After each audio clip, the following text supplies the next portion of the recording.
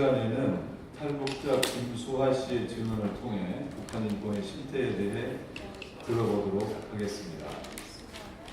저는 북한 한북도에서 출생하여 여기까지 온 지 11년이 됐는데요. 현재 62세로 김수하라고 소개하게 됩니다.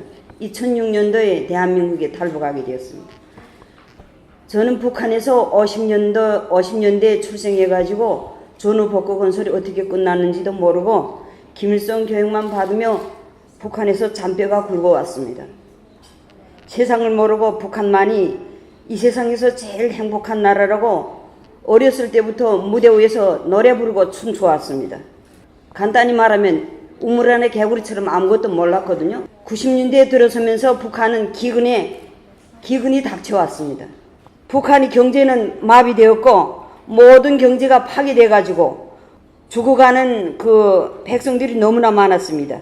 김일성 정수부사들은 결국 장마당이 나와서 밥을 주워 먹다가 굶어 죽은 사람이 절대 다수였습니다. 전쟁을 방불케 하는 내 조국에서 한 가정을 책임진 새 어린아 어머니로서 아내로서 살아간 제정신을 차리지 않으면 우리 가족 모두가 다 굶어 죽을 형편에 도래되었던 것입니다. 그래서 저는 탈북할 결심을 가지게 되었습니다. 김일성 정권으로부터 배운 주체사상은 자기 운명의 주인은 자기 자신이라고 배웠습니다. 자기 운명을 개척하는 데 자기 자신에게 있다고 배웠던 것입니다. 삼엄한 국경경비진인 두만강을 넘어 5시구가 탈북한다는 것은 정말 상상하기도 어려운 일이었습니다. 실패가 거듭되었습니다. 실패의 원인은 5시구가 다 합해서 두만강을 넘는 것이었습니다. 그래서 저는 10대, 12살, 13살, 14살 요 어린아이들, 17살 어린 10대 소년들을 데리고 탈북하는 것이 너무 위험천만한 일이어서 아이들에게 무조건 자기 운명은 제가 책임지고 탈북을 하라고, 만약에 잡히고 총알이 맞는 것은 내 운명이다 이렇게 책임지고 5식구가 모두 독자적인 행동을 실시하였습니다. 그래서 7일 만에 중국 친척집에 모두 모이게 되었습니다. 여기서 우리는 삼엄한 국경경비지를 돌파해서 탈북에는 성공하였지만 중국 동북 지방의 낯설고 물설은 넓은 지방에서 중국 공안에 쫓기고 잡히면서 벌레보다 못한 인생을 살아왔습니다. 그리고 낮에는 일해서 돈을 모으고 밤에는 한글 공부와 중국어를 배우는 데 전심하였습니다. 우리 세 자식들은 돈 한 푼도 들이지 않고 중국어를 배우면서 돈을 모으는 목적은 뭐인가? 호구와 신분증만 맞으면 안전하게 살 수 있는 것으로 착각했던 것입니다. 그게 다 소용없었습니다. 하지만 1년이 지난 후에 남편은 공안으로부터 체포되어서 북송되게 되었습니다. 북송된 후 2년이 지난 다음에 북한하고 비밀 통화를 가지게 되었는데 보이부로부터 들은 소식을 누가 와서 전했습니다. 남편이 비공개 처형당하였다는 것입니다. 남편이 비공개 사형받았다는 이런 원인은 가족 도주의 주동분자고, 또 조국에서는 너 당위배를 받고 왜 배은망덕에게 도주하였는가, 이런 엄중한 그 처벌로 그때 받은 것 같습니다. 남편이 북송된 후 몇 년 만에 흩어져 살던 자식들과 다시 만나서 중국 길림성 어느 시골에서 살게 되었습니다. 그런데 이 마을에 조선족이 4명이 하룻밤에 칼탕 맞아 죽었습니다.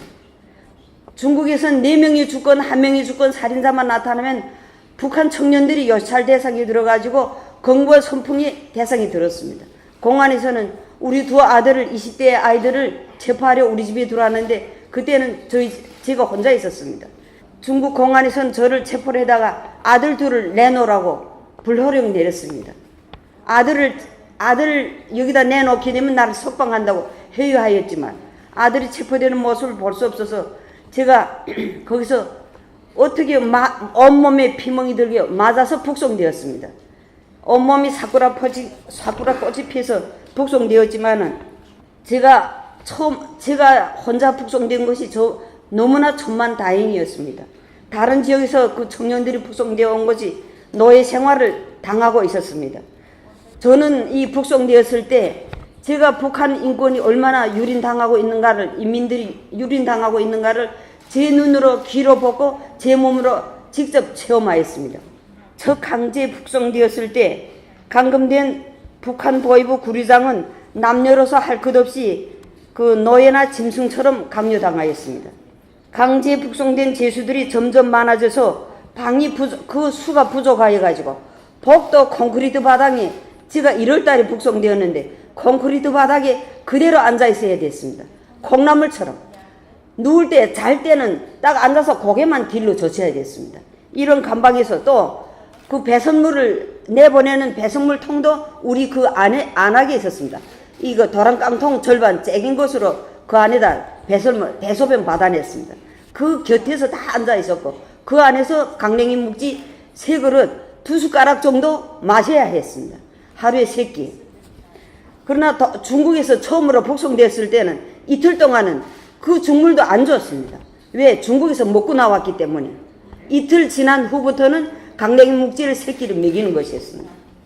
그리고 보위부 감옥에 있었을 때는 1시, 2시 교대 시간에 안전원들이 들어와서 곱살하게 생긴 여자들을 발로 툭툭 차서 너 나오라고 그리는 것이었습니다. 저는 첫날에는 잘 몰랐습니다. 이튿날에 보니까 다 곱게 생긴 아이들 데려다보면 머리 다 헝클어져서 다시 들어오는 것이었습니다. 매일 밤마다 여자들이 나가는 것이었습니다. 중국에서 반려가는 그런 여성들이 많이 나왔습니다. 치수한데 반려간 남편이 조선족일 때는 이게 그저 퍼렇게 맞아 들어오지만은 한족 남자인데 반려간 북한 여자들은 코피 터지고 여기가 막 찌그러져 들어오는 것입니다. 너는 왜 더 맞았냐? 내 감옥에서 물어봤어요. 엄마, 한족 남편인데 반려가서 임신해 오는 것은 경찰이 이렇게 말하는 것입니다. 야, 이간나, 조선은 단일 민족이다. 이간나 중국 한족이 더러운 피를 배우냐? 이러면서 정신없이 때리는 것입니다. 그래가지고 그 안은 온몸이 다 터져가지고 나오는 것이요. 야는 임신돼서 덜 맞았지만 한족 남편인데 반려가 나는 반죽음이 돼 나온 거예요. 그래서 제가 물어본 거예요. 왜 너는 덜 맞았나? 둘 다 임신부인데. 엄마, 한족 남편인데 반려가 이렇게 맞았어 하고 내 곁에서 소리도 못 치고 눈물만 흘리면서 저가 나 아새끼 조상은 일본 놈인 것 같다고 이렇게 말하는 것이었어요. 북한은 북송돼서 임신부라 해서 다른 대우를 해준 것은 전혀 없습니다. 그 다음에 막다리 잡힌 여성이 임신부가 들어왔어요. 내일 모레면 해산할 여자가 들어왔는데 보위부 구루장에서 해산하게 되면 먹일 거 없어요. 먹일 게 없으니까 이거 나 나가라 하고 내보냈어요. 내보내서 그 남양인데요. 남양이 자기 집이에요. 남편이 집에 들어갈까 남편이 문 열어볼까 다른 아이 임신해온 거예요. 남편이가 돈 벌러 나갔다던 부인이가 임신돼 오니까 들여놓을 게 있어요? 안 들여놔요. 그 야 이거 나 어디 가서 남의 아이를 보라고 남편이 문 닫은 거예요. 문 닫아놓고 1월달이 추운 달이니까 야가 어디 가겠어요? 옷도 싹 헐었어요. 째지고 잡혀서 2달 며칠 오다 보니까 잡혀오다네. 그래서 다시 두만강을 넘었는데 그때 내 카가 넘었으니까 이랬어요. 아 너는 진짜 재간도 있구나. 경비대로 어떻게 잡히지 않고 중국까지 넘었는데 병방대들이 순찰하는 거기다 손을 들었어요. 구원해달라고. 그러니까 병방대가 보니까 북한에서 온 아이들은 여유고 옷이 다 람도하고 째졌잖아요. 보니까 북한하고나 또 북송시킨 거예요. 북송시키니까 보위부 구루장 어제 나간 아이가 또 잡혀 들어왔어요. 안전은 아시게 되면 야 이가 나 이 감옥이 그렇게 좋냐 하던 게 구두발 막 들여 차는 거예요. 그 다음에 그 이튿날에 저는 어떻게 되는지 몰라요. 도식결에 소환되다 보니까.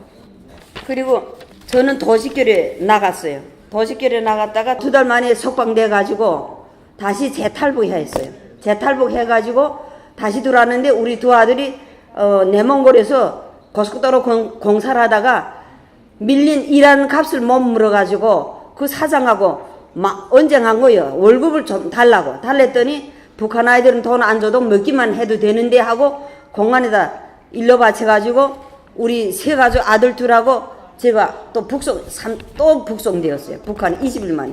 그때 제가 뼈에 가죽만 붙어가지고 북송되었는데 그때 아들은 강제 북송돼가지고 안전부 건설 가고 저는 농사 지으러 갔어요. 농사 지으러 가는데 거기 보니까 2달 일하는 사람들이 다 영양실조 와가지고 아침 새벽부터 밤늦게까지 허미지고 뛰어야 되고, 뛰지 않으면 안 되고, 건설장에 가게 되면 돌멩이를 지고 달려야 되고 통나무 지고 달려야 돼요. 먹이지는 않고, 그래서 거기서 쓰러지면 거기서 죽이면 자루에다 감아서 개다 버리는 거예요. 이렇게 우리 아들하고 같이 북송되었다가 다시 석방돼 가지고, 그때 아들은 안전보건설 하다가 다리 치워가지고 다리를 쩔었어요. 큰아들은 다리 쩔고, 저는 거기서 그 온몸에 다 피투성이 되고, 그 다음에 거기 사람들이 몽땅 햇빛이 드러나온 사람들 이 필라그라 다 걸리잖아요. 햇빛이 보면 다 피 터져가지고, 그저 이게 치료도 안 받아요. 거기서는 그저 죽으면 내보내는 거예요. 그저 내다 버리는 거예요. 이런 곳에서 저는 다 목격했고, 그래가지고 우리 네 가족이 다시 3차 재탈북했어요. 중국이 탈북했지만 공안이 그런 것으로 인해서 중국에서는 더 치료할 수가 없었어요. 그때 맏아들이 다시 그 중국에 한국으로 오다가 지금 북송돼 가지고 12년째 정치범 수용소에서 죽었는지 살았는지 그 소식을 모르고 있어요. 또 아들하고 두 달을 보이부 구리장에 있던 분이 중국에 들어와서 저한테 전화를 하는 거예요. 그리고 이분이 말하는 게 자기가 나올 때 어머니한테다 편지 한 쪽지 쓰다가 넘겨주다가 발견돼 가지고 이 손목이 다 불러질 정도로 맞았다고 이거 전하더라고요. 그 후에 저는 아들이 소식도 모르고 현재 지금 12년째 아들이 감옥 생활에서 모르고 살아가고 있습니다. 북한 정권은 이 모든 잘못을 느끼지 못하고 오히려 북송되어 온 자기 동포들을 죽이라고 하는데 그 목소리를 높이고 있습니다. 중국 정부에 말하고 싶습니다. 국지법에 따라 탈북민들을 보호해주지 않으면 탈북자들이 위험에 처해지고 계속 고통을 당하게 된다는 것을 알아달라고 국제사회에 촉구합니다. 내 아들과 같은 북한 청년들이 북송되어 죽었는지 살았는지 10년이 넘게 생사를 모르고 기다리고 있음을 알아주십시오. 또 세계 자유 필봉 얻은 기자들에게 알려드리고 싶습니다.